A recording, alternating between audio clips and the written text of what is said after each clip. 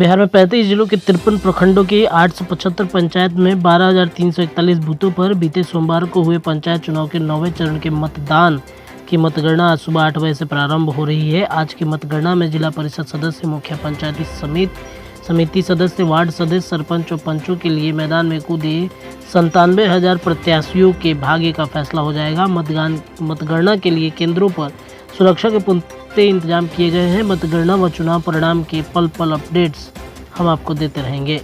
बिहार में फिर से जिलों का दौरा करेंगे मुख्यमंत्री नीतीश कुमार। इस बार यात्रा का रहेगा खास एजेंडा। मुख्यमंत्री नीतीश कुमार ने कहा है कि शराबबंदी कानून के उल्लंघन की किसी घटना को बर्दाश्त नहीं कर सकते। मंगलवार को विधानसभा परिसर में शराब के कुछ खाली बोतलों की बरामदगी के बाद उन्होंने मुख्य सचिव और डीजीपी की संयुक्त जांच का आदेश दिया है। मुख्यमंत्री ने पंचायत चुनाव की प्रक्रिया समाप्त होने के बाद राज्य के विभिन्न हिस्सों की यात्रा की घोषणा की है। कहा कि गड़बड़ करने वाले कुछ लोगों को छोड़ दे तो राज्य में आम लोग शराबबंदी कानून के पक्ष में हैं। रेलवे ने बंद कर दिया बिहार यूपी से गुजरने वाली कई ट्रेनों का परिचालन। रेल यात्रियों की परेशानी एक बार फिर से बढ़ने वाली है। हाल के दिनों में कोविड संक्रमण से स्थिति सामान्य होने के बाद रेलवे के नियमित ट्रेनों का परिचालन शुरू किया था, लेकिन एक बार फिर से रेलवे ने एक साथ ढेरों लंबी दूरी की ट्रेनों का परिचालन बंद करने का फैसला लिया है। बिहार से गुजरने वाली कई ट्रेनें कल से पटरी पर नहीं चलेंगी। कोहरे के कारण 1 दिसंबर से 1 मार्च तक ट्रेन परिचालन में व्यापक बदलाव किया गया है। कई ट्रेनों को रद्द किया गया है तो कुछ में फेरबदल किए गए हैं। कोरोना के नए स्ट्रेन को लेकर बिहार में बड़ी सख्ती, क्वारंटीन और आइसोलेशन की व्यवस्था भी शुरू।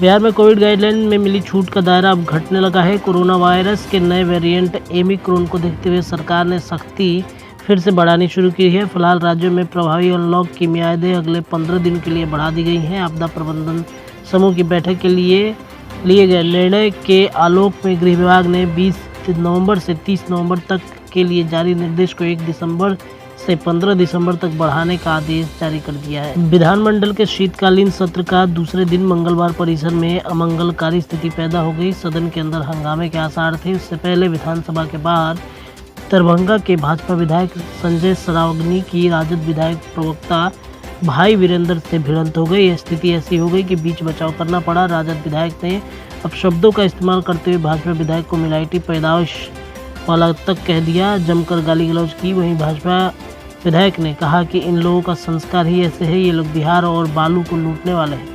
इधर मामला सदन में पहुंचा तो विधानसभा अध्यक्ष अजय कुमार सिन्हा ने राजद विधायक को मर्यादा में रहने की चेतावनी दी। कहा कि वरिष्ठ हैं, आपसे नए विधायक सीखते हैं, ऐसे में आपको आचरण पर ध्यान रखना चाहिए। गांधी मैदान ब्लास्ट केस में 4 दोषियों को फांसी दिए जाने की तैयारी। पटना हाईकोर्ट में आया मामला। पटना के गांधी मैदान सीरियल बम ब्लास्ट मामले में मौत की सजा पर अमल के लिए वैधानिक कार्रवाई तेज हो गई है। इसके लिए पटना हाईकोर्ट ने डेथ रेफरेंस मामला दाखिल किया है। मृत्युदंड की सजा को हाईकोर्ट से पुष्ट करवाना होगा। इस मामले में अभियोजन बतौर अपीलकर्ता फांसी की सजा को पुष्ट करने की अपील करता है। उल्लेखनीय है कि गांधी मैदान में भाजपा की हुंकार रैली में हुए सीरियल बम ब्लास्ट के कुछ दोषियों को फांसी की सजा सुनाई गई है। एनआईए की विशेष अदालत ने गत 1 नवंबर को इस मामले में 4 दोषियों को फांसी की सजा सुनाई। ट्विटर के सीईओ का पद के छोड़ने के बाद भारतीय मूल के पराग अग्रवाल को मिली जिम्मेदारी। माइक्रो ब्लॉगिंग प्लेटफॉर्म ट्विटर के मुख्य कार्यकारी अधिकारी जैक डोर्सी ने अपने पद से इस्तीफा दे दिया। भारत के पराग अग्रवाल ट्विटर के नए सीईओ होंगे। पराग आईआईटी बॉम्बे से स्नातक हैं और स्टेफनफोर्ड यूनिवर्सिटी से कंप्यूटर साइंस में डायरेक्टरेट की डिग्री ली है। वह वर्ष 2011 से ट्विटर में काम कर रहे हैं। उस समय कंपनी में मात्र 1000 कर्मचारी होते थे। उन्होंने 2017 में कंपनी के सीटीओ यानी चीफ टेक्नोलॉजी ऑफिसर का पद संभाला था। मुंबई में ओमिक्रॉन वेरिएंट को लेकर सतर्क। मुंबई मेयर किशोरी पेडनेकर मंगलवार सुबह अचानक मुंबई एयरपोर्ट पहुंची। मेयर ने एयरपोर्ट पर कोरोना वायरस के नए वेरिएंट ओमिक्रॉन को लेकर किए गए उपायों का जायजा लिया। मेयर पेडनेकर ने कहा कि अधिकारियों ने मुझे बताया कि हर यात्री का निरीक्षण किया जा रहा है और उन्हें क्वारंटाइन कर रहे हैं। अब तक मुंबई में ओमिक्रॉन का कोई मामला नहीं है। कौन बनेगा करोड़पति ने पूरे किए 1000 एपिसोड। कौन बनेगा करोड़पति का हर सीजन हिट है। अमिताभ बच्चन ने अपने जुदा अंदाज से इस शो की सफलता में 4 चांद लगा दिए।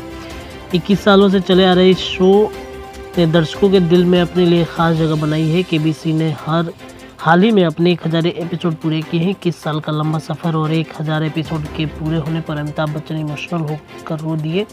सोनी के ऑफिशियल सोशल मीडिया पेज पर शो का एक नया प्रोमो वीडियो शेयर किया गया जिसमें श्वेता बिग बी से पूछ रही हैं, पापा मैं पूछना चाहती हूँ कि यह 1000वां एपिसोड है तो आपको कैसा लग रहा है? अमिताभ कहते हैं ऐसा लग रहा है जैसे पूरी दुनिया बदल गई थी।